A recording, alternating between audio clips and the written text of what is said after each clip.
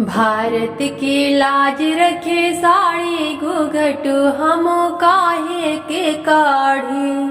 अरे भारत के शान है साड़ी घूंघटू हम काहे के काढ़ी।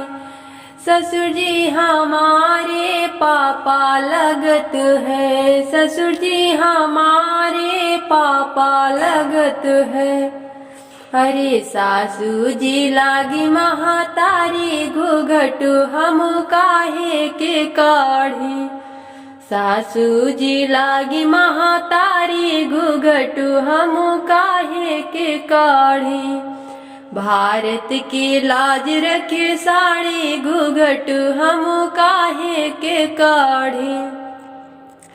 जेठ हमारे भैया लगत है, जेठ जी हमारे भैया लगत है। ननदी लागत छोटी बहना घूंघटू हम काहे के काढ़ी। भारत की लाज रखी साड़ी घूंघटू हम काहे के काढ़ी।